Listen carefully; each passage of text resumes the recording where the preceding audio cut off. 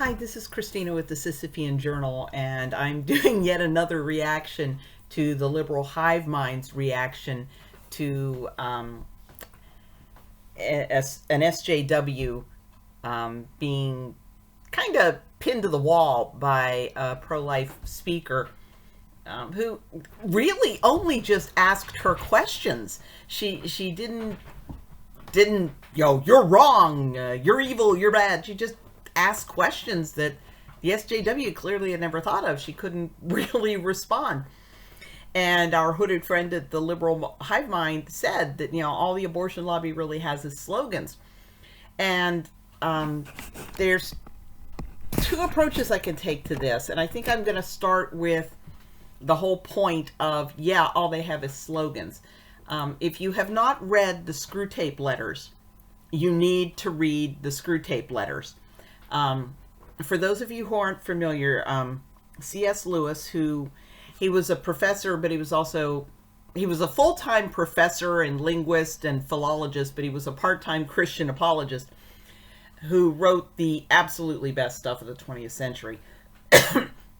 And he wrote a book, the Screwtape Letters, which the mechanism he used to look at theological issues was imagining this senior demon writing letters to his nephew, who is a junior tempter out in the field for the first time, trying to win over a patient to Satan, our Father below. And Screwtape refers to God as the enemy. And so he writes his letter to Wormwood. He's coaching him through how to tempt somebody.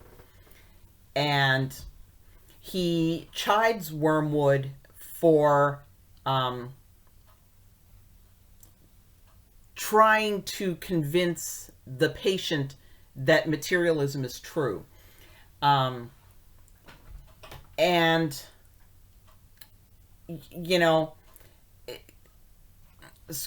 Screwtape writes, the trouble about argument, and by this he doesn't mean two people bickering, he means, what we want, why are people so excited that Elon Musk is buying Twitter?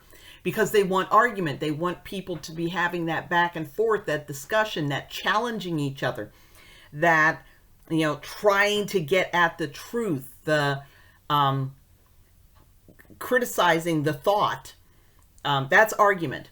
So, Screwtape warns Wormwood. The trouble about argument is that it moves the whole struggle onto the enemy's own ground. He can argue too, whereas in really practical propaganda of the kind I am suggesting, he has been shown for centuries to be greatly the inferior of our Father below.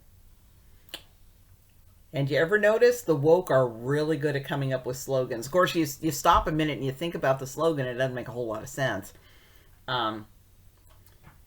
Okay. By the very act of arguing, you awake the patient's reason. And once it is awake, who can foresee the result? That's why things get shadow banned on YouTube and shadow banned on Twitter and, forbidden on Facebook. Because they're, and I'm going to be honest with you, I do believe in Satan. I believed in Satan before I believed in God because I saw these dynamics. It struck me that there had to be an intelligence behind it because it was far too effective and far too well coordinated. That you would have people, the road to hell is paved with good intentions. You have people going blithely forward, either totally unaware that they're doing any damage or actually thinking that they're doing good while doing horrible damage.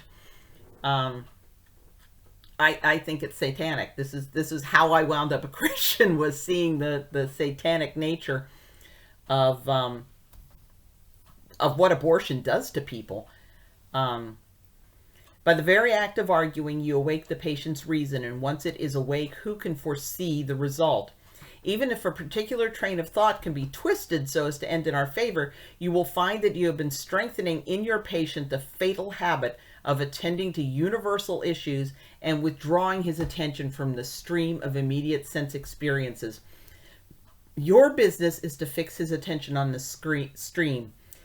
Teach him to call it real life and don't let him ask what he means by real. And I know in this particular video that our hooded friend, the Liberal Hivemind, is looking at, it's having to do with abortion. But, you know, with Elon Musk in the news and Twitter and shadow banning and the Hunter Biden laptop and all of that, I think this underscores why now more than ever people need to be reading the Screwtape Letters. Yay.